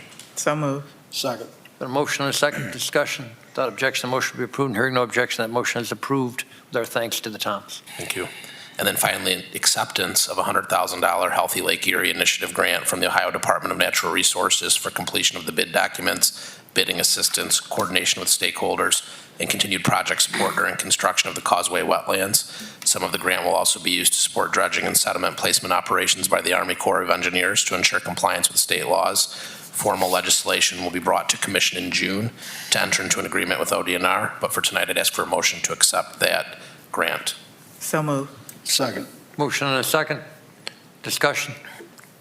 Without objection, that motion will be approved. And hearing no objection, that motion is approved. Thank you. In the police department, the Sandusky Police Department recently purchased K-9 Vigo from the Erie County Sheriff's Office. K-9 Vigo is currently in training with his handler, Officer Logan DeMuth. They should be complete with their training by the end of next month. Also, congratulations to Sergeant Kevin Yuskevitz, who was recently awarded the 2021 Aiding Children's Excellence Award. Excellent Law Enforcement Officer of the Year Award. He was presented with the award by Erie County Department of Job and Family Services by Director Lil, who commended him for his outstanding service for children in Erie County. And Kevin has an impending retirement from the department, but we are in active talks potentially about bringing him in to fill a vacant in our code compliance division, which we think will be a really great fit and a way for him to continue serving the city in a new role. Also, Detective Gary Wickman was presented with a certificate of appreciation from Deputy Director Lil on behalf of the Department of Job and Family Services because he was nominated for the ACE Law Enforcement of the Year Award. And then moving on to the fire department, on May 19th, the Sandusky Fire Department participated in a joint agency water rescue training with federal, state, and local officials, ODNR, Huron Fire, and the U.S. Coast Guard from Detroit and Marblehead. This training took place off of Cedar Point Beach. This training is a way to continually improve cooperation and communication on search and rescue operations on the water. For finance, the city of Sandusky has received, this is more good news for the evening, $9,045,549 from the American Rescue Plan Act. This is the first disbursement of funds. The second disbursement will happen in 2022. The U.S. Treasury issued guidance that governs the use of these funds. We are extremely grateful for these funds and will make sure these funds are utilized according to the U.S. Treasury guidance. Just an update because I know the commission has been very active in wanting to make sure that there's involvement in crafting the plans for these funds. We have been analyzing the regulations, which just came out last week, and are pretty stringent on how the funds can be used. We do have some good fortune in Sandusky, which is based on our bad fortune from last year, and that communities that actually lost revenue from the stimulus, during the pandemic, can utilize the stimulus for government services that are defined relatively broadly. But you have to be able to justify that the revenue is lost first. So Director Reeder has been going through looking at both what we lost last year and what we're estimating to lose this year and in future years as we're slowly recovering. The baseline for that is what our budget was in 2019, the last year before the pandemic, and then comparing last year's revenues and then future year's revenues between now and 24 against that baseline. In addition to that, we're looking at just different categories, and our goal is to be back to the commission. We want to take our time, but also act with urgency. By around the second meeting in June, we'd like to have a general presentation to the commission of suggested goals for those funds, and then take your feedback back to the drawing board ultimately, and then refine that before passing something. But we're actively looking at it now, but we just wanted to start once we had the information that we needed to ensure that we weren't spending these resources on what they weren't eligible for. In addition to the street resurfacing, which we know is eligible and we knew is a critically urgent need. We are bringing some staff. We know the replacement of staff. So we had a staffing level of about 253 going into the pandemic. We were down to as low as, I believe, 218 at our lowest point. So we're looking to bring back some staff this year and then continually throughout next year. And we know that will also be able to be funded by stimulus dollars under that replacement revenue. And we know as we enter the busy season with things growing and crowds coming in, that the sooner we can get some of those people back into place, the better. But we'll actively let the commission know it'll be a limited amount in the immediate term, potentially one more round later this year, and then ultimately several other positions in next year's budget, but all of which will be able to be stimulus funded if approved by the city commission for those funds. So that's kind of the update in the commission, but stay tuned. Our goal is to get back in front of you next month with a very comprehensive list of suggestions and choices for the commission to consider for the stimulus funds. I'm sorry, Eric, before you continue, I do have a question about that. Is there a time period where we have to identify how we're going to utilize those funds? My understanding, and Director Reeder, if you want to jump in, please do, is that there are timelines more so set on when the funds have to be expended by. They have to be expended by 2024, but if a project is under contract by the end of 24 for capital projects, you have until the end of 2026 to complete it. Michelle, I'm not sure if you're aware of when those funds have to be budgeted by, if there's a deadline for that. They have to be obligated by the December 2024 date. Okay, so there's flexibility on that, but that being said, the sooner we make decisions, the sooner we can get those funds out in the street, similar to the street funds, and getting staff back in place. Okay. I'm happy to answer any other questions or have Director Reeder to the extent that we can now. To be clear, Mr. Wipser, every one of those dollars will come before this commission. Yep, absolutely. Yep. Great, thank you. Mr. Chairman. Commissioner Poole. When you make this presentation in a couple weeks or months, whenever it is, when we start talking about increasing staff, would you, in the presentation, talk to us about how it improves whatever service it is that you're enhancing? Obviously, there's going to be, we have to make choices about how much, we only have so much money. And being able to understand what the improvements these individual hirings are going to bring, and likewise, whatever the money is, it will allow us to compare apples to apples versus, make a decision about where we actually think the money should be spent. Absolutely. Thank you. Moving on to Public Works, on May 12th at the wastewater treatment plant, the existing 2008 variable frequency drive for primary pump 4 failed, and the pumping system has only been operational in hand mode as a bypass at a set flow rate of 15 MGD when needed. I have no idea what I just said, but I can tell that it was very important. This is like Dennis and the Popular Mechanics, or Commissioner Vice President Murray, I should say. This Allen, I feel like I stayed at a Holiday Inn Express last night or something. This Allen Bradley unit will be installed back into an Allen Bradley cabinet, which means that other VFDs are not compatible with this setup. The new equipment would have to be purchased as a sole source item as an emergency exceeding $10,000. The cost to repair the unit would be between $10,000 and $13,200, with a maximum warranty of 2 years. Options for a new VFD range from $16,500 to $25,500, but the more expensive option will be discontinued soon. Staff is requesting permission to purchase the VFD and associated equipment for $16,498.39 and would follow this approval with formal legislation at the next meeting. The lead time on the equipment is at least 2 weeks. So I would ask for a motion to approve this recommendation, and also let the commission know that Director Klein, I'm sure, is aware of what I just said and is happy to answer any questions that you have before making that motion. Second. Been a motion and a second discussion. Mr. Chairman, Commissioner Poole. maybe Mr. Klein, you talked a lot about different stuff.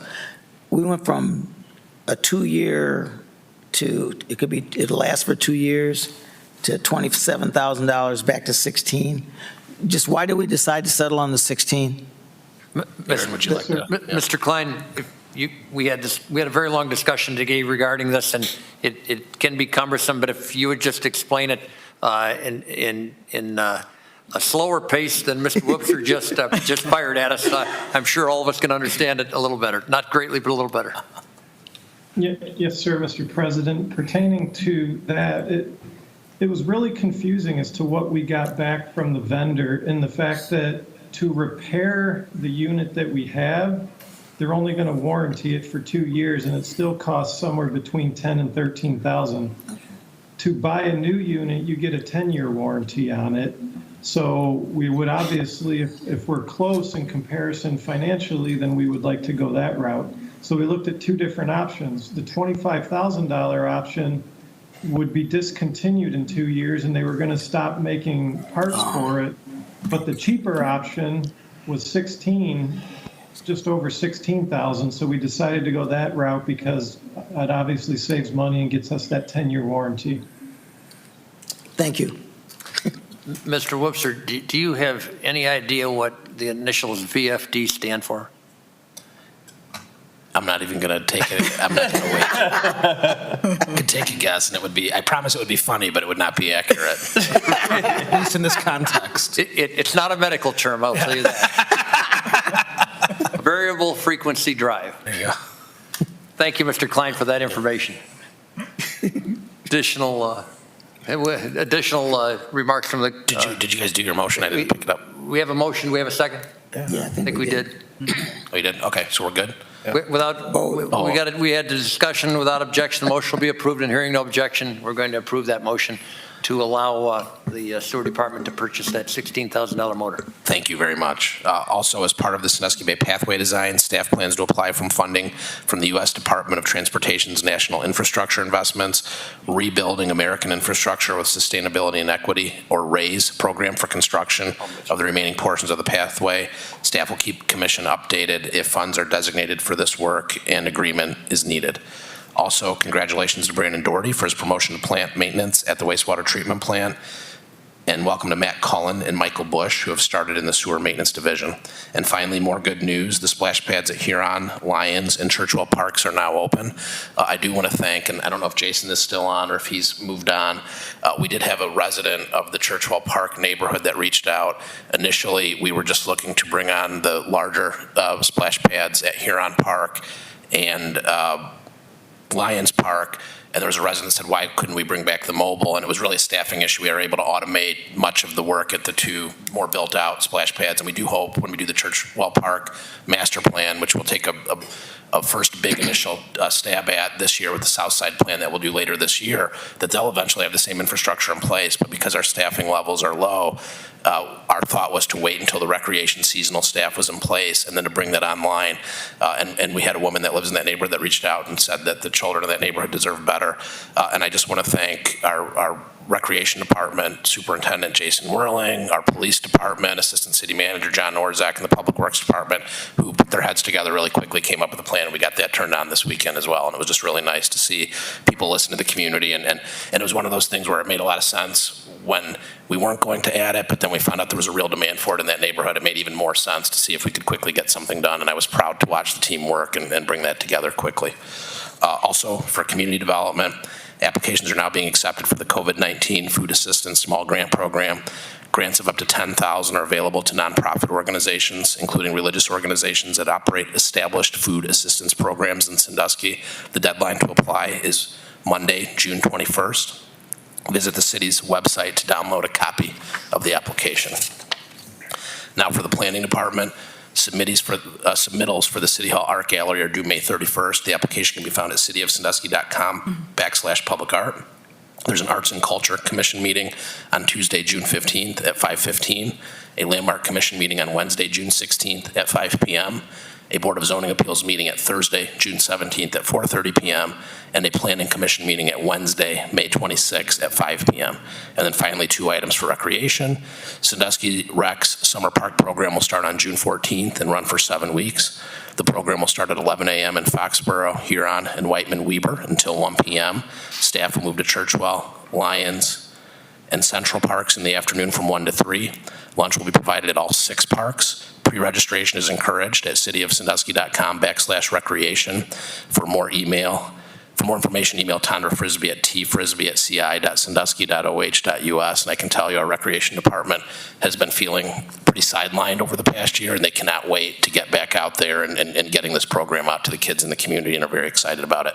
With that being said, summer camps will also return with golf at Mills Creek Golf Course. The youth track meets at Strobel Field in memory of Jackie Mama Collins, and gymnastics with Rose Gold Gymnastics. Visit the cityofsandusky.com/recreation for a full listing of programs, or follow Sandusky Rec on Twitter and Facebook. That concludes my remarks for this evening. I'm happy to take comments or answer questions. Thank you. Questions or comments for the city manager, Commissioner? Commissioner Cole. Question, Farmers Market are there dates for that, or has that started yet? Through the commission president, Commissioner Twine, I believe it starts in June. I don't know if anyone on that has the specific date, but I actually asked the same question last week, and they said it was going to start, I believe, either the weekend immediately after Memorial Day or the second weekend. Is there anybody on Mackenzie or otherwise that might know the specific weekend of its debut? It is the first weekend in June, to Commissioner Twine. Okay, thank you. We're all ready. Excited for it. Additional questions for the city manager? Not, we will move to items of old business. Commissioners, do you have any items of old business? Mr. Chairman, Commissioner Wadding. I'd like to thank Finance Director Reeder, helped out with the Gentlemen's Club this past Saturday. We had 13 of us. We got 9 good-sized bags of litter. We did the Orlando Pace Park, and what we do is we expand. I know Ms. Reeder went down to Cleveland Road from there, and some of the kids we sent around in different directions. We helped clean up the surrounding neighborhoods in that area. The one thing, I believe I called Mr. Whoopser on Tube. We've had a missing hoop out there, I guess, for several months.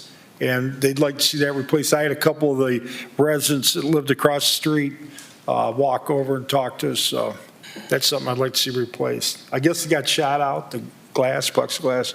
I think that's what I was told through the commission president to Commissioner Waddington. And I know Public Works has already taken a look at that with Rock and seeing how quickly they can get something back there. Excellent. Additional items of old business, Commissioners? Mr. Chairman, Commissioner Murray? I'll bring this up. I know there's a public question later on about why Sandusky doesn't have a beach, and it's an important question, but there's a big price tag associated with the answer to that question.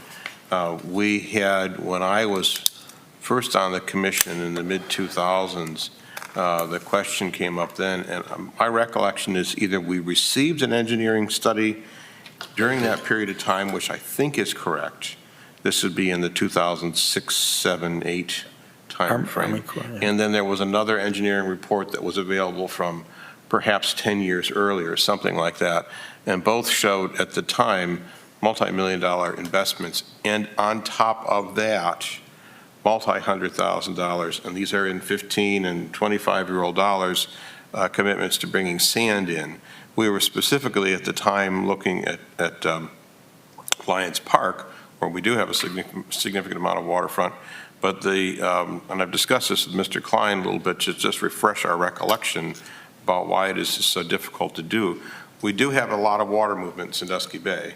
That is part of the issue, but it's another very large part of the issue is how quickly the surface drops off. So where you have, I mean, there are only certain places where sand sort of naturally accumulates, and it's not going to be on Sandusky Bay. I wish we had a beach. I don't know that we're ever going to have one, but I did ask Mr. Waddington, who saves everything, if he couldn't find those, because Mr. Klein could not locate them anyplace, and he's been here for, I don't know, a long time now, 8, 9 years? 2011. Yeah, so 10 years, and he doesn't have those in his office, so you'd be doing us a great favor if you could drag those out of the archives. And I believe it was the Army Corps of Engineering. I thought the number was around $1 million if we did the groins out off the shore. And then I think Mr. Schwanger was around at that time, correct, when we were trying to look at that? And then we had the old submerged area that we had to check out. But we didn't have, in 09, we didn't have the money, to move forward. But that we're pushing everything we could as far as trying to enhance that park. If it's something that we could do someday, I'd certainly love it. Will it be a sandy beach? Probably not. It might be a sandstone type, small stone or pebble type beach. I think a lot of people would even be happy with that. The kids have the splash pad. We got the canoe livery out there now, so there's access to the water there. So there still could be a lot of things that we could do to enhance it. I will dig them out. I got some boxes. Mr. Chairman. But building on that, I mean, we do need some outlets for kids and young and adults that are oriented around the water. And these stimulus monies are, they're very special, they're very precious. And we've talked for many years as a community, and we were talking about this before the pandemic struck, about looking at a rec center. And it's time. This is a golden opportunity, I think, to take a look at a rec center. As I have always said that I would never support a rec center unless it's also paired with continuous operating funding, a dedicated operating funding source, because as would have happened with the pandemic and as would have happened in 2008 and 9, the rec center gets closed down because you're always going to maintain police, fire, water, sewer, and to the extent you can, roads. The rec center always the one is that gets cut. So as long as we have a dedicated funding source, whatever that is, and there are a lot of options, then I think this is really the time to look at that. And we need to have, this requires a conversation with the public, because what one person thinks of a rec center is totally different than what someone else thinks of a rec center. We need to take some time.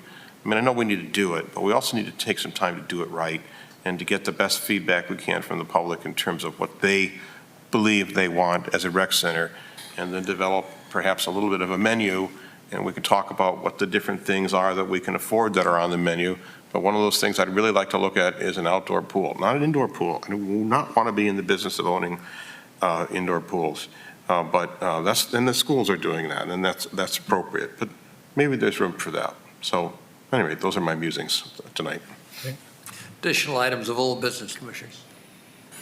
Mr. Chairman? Commissioner Poole? Yeah, I support having conversations. I recognize, as Mr. Murray indicated, we all have different ideas about what a rec center would be, but likewise, it deals with all the amenities that we decide to provide. Yes, there have been people who've talked about putting sand on the beach at Lions Park, which is an extremely expensive undertaking if it could ever occur. I do remember what the study said about how it could potentially occur. with a lot of expense. But then there was no guarantee that the sand was actually ever going to show up there in large enough numbers to make it what people in their minds visualized, like Cedar Point. And I think we need to just be realistic. There's a lot of things that can be done to make a community a nice place to live. And we need to have that conversation. As he said, several months from now, they'll present us with options for what we can spend the money on, but that's what we need to focus on. What do you want to do? Do you want a beach? Do you want a rec center? Do you want more basketball courts? Do you want your streets done? And actually start thinking about that long term. I'm not on board with the beach because I don't think enough people benefit from it in the size of beach you might possibly put at Lions Park for the amount of money invested. I'm also, as I've said before, haven't changed. I'm not wild about a recreation center until we have community. Rec centers require a lot of people to go. Small number of people being unhappy because they don't know what to do with their kids and think we should provide something for them. I understand it. I went to the YMCA when I was a kid. It was a great thing, but it's not mandatory that the city provide a rec center for your children for them to grow up and be decent adults. And we need to recognize that if after we build this building, will it end up like the YMCA? We've got multiple children different activities going on through our recreation department, which may be enough to fulfill and to build on that we can actually provide a decent life for people who want to move their kids here without a whole bunch of infrastructure, buildings and things of that sort. And same thing with an outdoor pool. Very expensive, minimal number of people get to deal with it. And it sucks up all the money that could be put into the kind of programs that our recreation department's providing now. And I just want to put that out there for conversation and think about it before you join the team for whichever one of these things that comes up next at the next meeting. Thank you.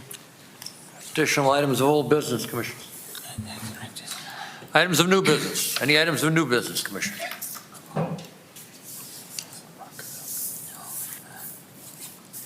We'll move to the opportunity for residents to provide a comment on any item regarding city business.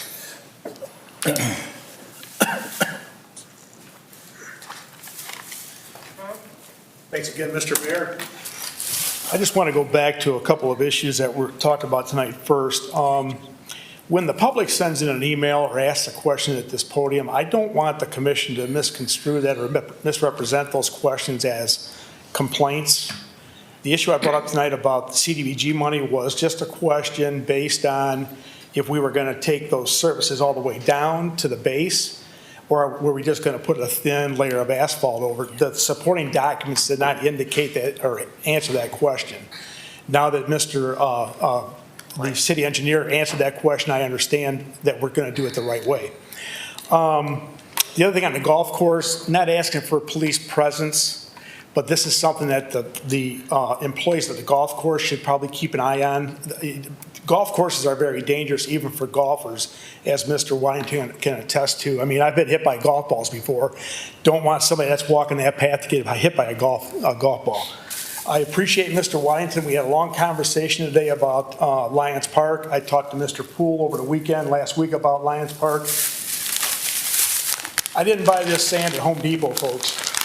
This came from Lions Park just before this meeting. Sand is there.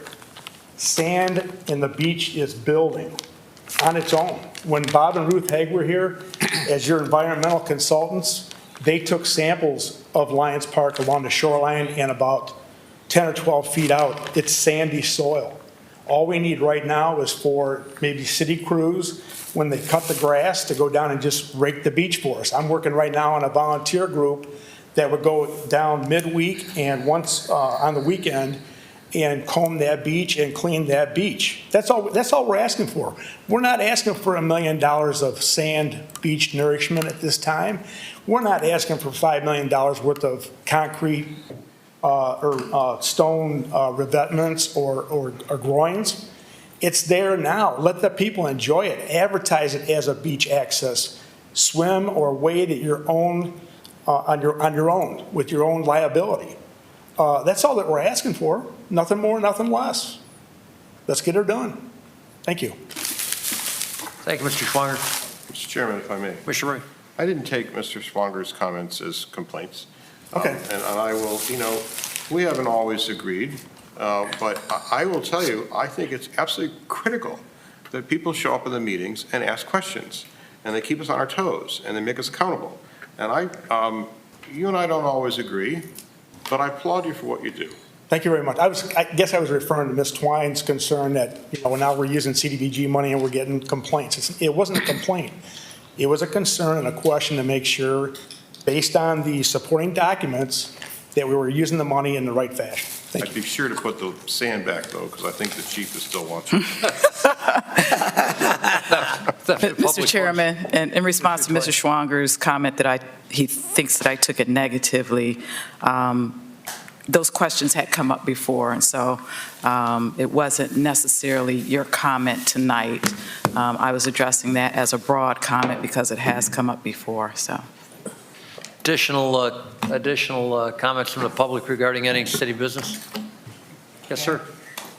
If you just share with us your name and address for our record. Hi, good evening, everyone. My name's John McDonald. I'm the business manager for Tony's Restaurant downtown Sandusky. Didn't get a chance to say hi to you guys when we were talking about all that, but I just wanted to make a couple quick comments. First of all, thank you very much, especially to Jonathan Holliday, the entire staff in the development department. It's been a struggle. We got hit with COVID and everybody went through all of that at the same time, but even though there's been a lot of stressful days and nights and sometimes, having some discussions back and forth, one thing that we've all had is the vision for downtown Sandusky. When the DeRiso family moved here 15 some years ago, that was one of the things that he saw right away from coming from the New York, New Jersey area and doing his medical training all over the country. He saw that this is a gem down here, and he invested in that before, many other people and many other projects came along here too. And it's been a lot of sacrifice on his family, and I just wanted to say thank you for understanding and working with us and being patient. It's been very difficult. We did go through the process properly. We had everything approved with the bank, first of all, and we have always tried to be good citizens and good neighbors.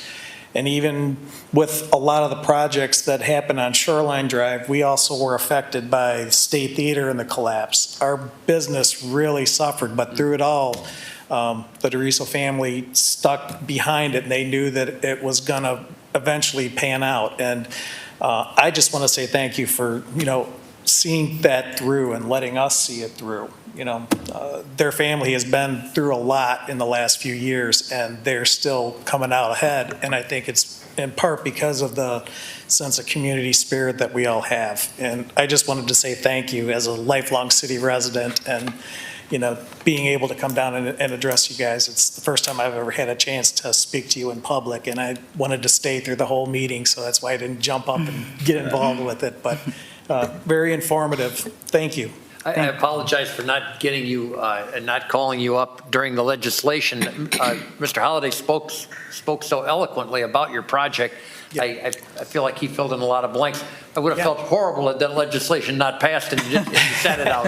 Oh, I would have jumped up. I'm glad it did. No, but the whole thing with that, the whole back project, I mean, some folks got some misinformation or whatever. They thought that it was just bathrooms. The bathrooms was just a part of it. It was totally revamping the whole inside of that building so that when we had the back patio to go along with everything that the city is doing along Shoreline Drive, just the commitment on everybody's part, it's going to be fantastic. We're almost to the close. You're doing exactly what we had hoped would happen on Shoreline Drive. There's a reason we made that sidewalk on the south side that wide. We want to encourage outside dining. You're taking advantage of exactly what the program was for. So thank you for making that expenditure, and I know it's an expenditure. Yes, and I appreciate your patience through the whole COVID thing. This has really been a struggle on all of us, but I really appreciate you seeing everything through. Thank you. Additional comments? Mr. Chairman, I forgot to bring up one thing. What's our contact with Joe Lamb and the Good Time? Have we had any conversations yet with them? I know they got a GoFundMe stuff. There's a lot of stuff on Facebook. Commissioner Waddington city manager and I had a meeting with Mr. Lamb just prior to this meeting tonight, and I think Mr. Webster can perhaps fill in some blanks as to the context of that meeting, but it was a very positive meeting. Through the commission president, Commissioner Waddington, basically the Lambs are working really hard and are overwhelmed with the support, I think, of over 7,000 people who have liked the Save the Good Time Facebook page. Fundraising continues. It likely needs a jump start, and we're brainstorming on different things that we'll probably be reaching out to some of you on the next few days to see what we can do to help. But it was a very positive meeting, and we assured him that they do not need to worry about the city lease at all this year. We'll come together at the end of next year and figure that out, but they should focus their efforts on what they can do to save the boat, and we're going to take a hard look at what may be possible on our end or how we could enlist the help of others as well. Okay. Additional comments from residents? Yes, sir. Yeah, If you just share with us your name and address, we keep that for our records. Melvin Smith, 4707 Venice Road. We need a grocery store on the west end of town. There's no grocery stores, no nothing out there. Everybody's got to go like to Kroger's. Who wants to travel way over on the other side of town to do their shopping? I mean, it'd be handy for a grocery store out there, like an Aldi's or Save-A-Lot or something like that. Why can't they get one out there? Well, Does Mr. Chair. anyone here have an answer to that? Well, I think he just put out a marketing call for someone to make an investment out there. So we hope maybe somebody will hear you and hear about the other great things that we're doing here in Sandusky and make an effort to inquire about possibly putting a store out there. Because you got a lot of elderly people out there, they can't get out to go like to Kroger's or Right. all that. Yeah. I mean, I wish they would bring all these out there. Maybe someone from Aldi's will hear that. Thank you for your suggestion. Thank you. Ms. Spriggs, are there any email correspondence from residents regarding city business? President Brady, I have one. It comes from Miss Jackie Thatcher of JackieThatchett67@gmail.com. Why can't the city get a decent beach? I usually go to Huron Beach or other cities' beaches. The one at Lions Park is a joke, and I don't enjoy the Cedar Point Beach because all the traffic. A beach would benefit locals and tourists alike. I think Mr. Murray anticipated that question, and I believe we've spoken to that. It's Karnak the Magnificent. You Pretty remember good. that show? Garcon, the great Garcon. You guys are telling your age. I certainly am. You knew what I meant. Oh, that's scary, isn't it? I will entertain a motion to adjourn. Quickly. So So moved. We are adjourned.